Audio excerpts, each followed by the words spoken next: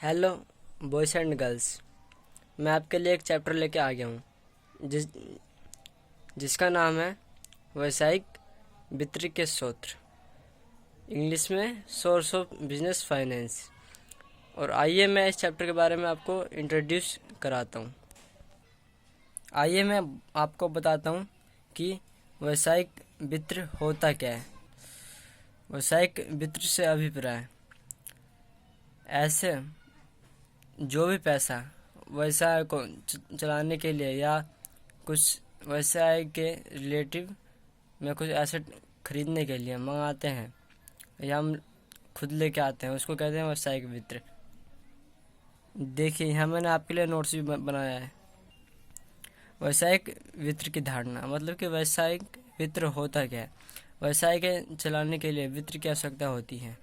बिना वित्त की आवश्यकता से व्यवसाय को सुचारू रूप से बढ़ाया नहीं जा सकता है।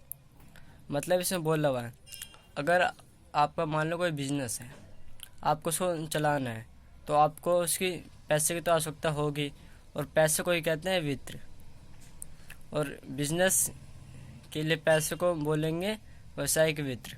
मतलब कि व्यवसाय को चलाने के लिए जितने भी पैसे की आवश्यकता होती है उसे व्यावसायिक वित्त कहते हैं, और उसे सुचारू रूप से नहीं बढ़ाया जा सकता। अब मान लो आपका कोई व्यवसाय है, अगर आपके पास पैसा नहीं है तो उसे कैसे बढ़ाया जा सकेगा। यही लिखा हुआ है, सुचारू रूप से बढ़ाया नहीं जा सकता। अब आइए मैं आपको बताता हूँ कि ये व्यावसायिक वित्त होता क्या है और ये कहाँ का इसकी इम्पोर्टेंस होती है। ये सभी प्रकार के व्यवसाय के लिए आवश्यक है। मान लो आपने किसी भी चीज़ का व्यवसाय खोला, उसको चलाने के लिए पैसे की आवश्यकता तो होगी आपको। आपने मान लो बिजनेस खोल लिया, तो बिजनेस को चलाने के लिए पैसे की आवश्यकता तो होगी, तो इसलिए सभी प्रकार के व्यवसाय के लिए आवश्यक है। नेक्स्ट, इसकी मात्रा व्यवसाय के आकार पर निर्भर करती है। अब मान लो आपका बिजनेस बहुत बड़ा है तो ज़्यादा पैसे की आवश्यकता होगी, और आपका बिजनेस बहुत छोटा है तो कम पैसे की आवश्यकता होगी। तो यही पॉइंट है। नेक्स्ट, इसमें सभी प्रकार की पूंजी सम्मिलित है। सभी प्रकार की पूंजी से मतलब यह है कि ओनर फंड, एक जो स्वामित्व फंड, जो मान लो बिजनेस का कोई मालिक है वो पैसा लेके आया तो उसको कहेंगे ओनर फंड, या हिंदी में स्वामित्व फंड। और एक होता है बोरोड फंड, मतलब उधार का पैसा। मान लो आपने किसी से लोन उठाया तो उसको बोलेंगे बोरोड फंड। तो इस पॉइंट में आप लिख सकते हो ओनर फंड मतलब स्वामित्व फंड और उधार फंड। नेक्स्ट, इसमें सभी व्यवसाय का आकार निर्धारित होता है। इससे व्यवसाय का आकार निर्धारित होता है। अब मान लो आपके पास बहुत पैसा है तो आपका बिजनेस भी बड़ा ही होगा।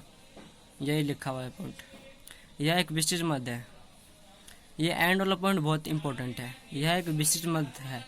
इसका अर्थ है आपके व्यवसाय में जितने भी प्रकार की क्रिया होती है उसको बोलते हैं विशिष्ट मध्य। मतलब आपने कुछ वस्तु मंगाई, कुछ बेचा, कुछ खरीदा, कुछ कच्चा माल लेके आए, सभी प्रकार की व्यावसायिक क्रियाओं को विस्तृत मध्य कहा जाता है।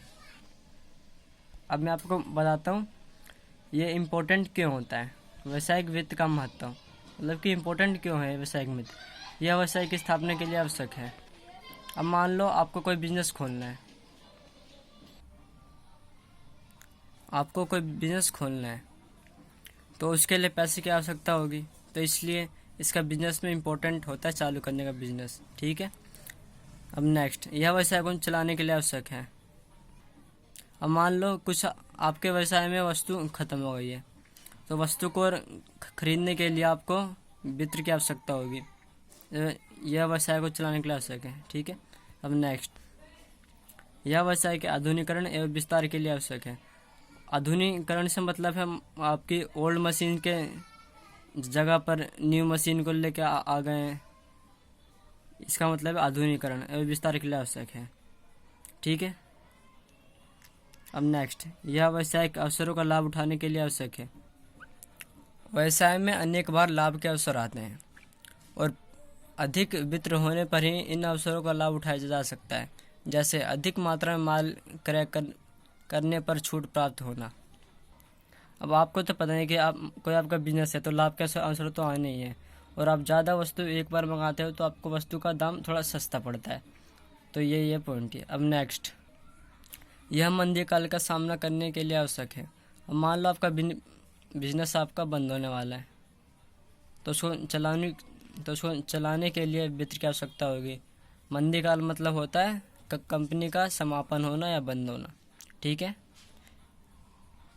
यह साख बढ़ाने के लिए आवश्यक है। साख मतलब उधार नहीं, गुडविल मतलब अच्छी पहचान।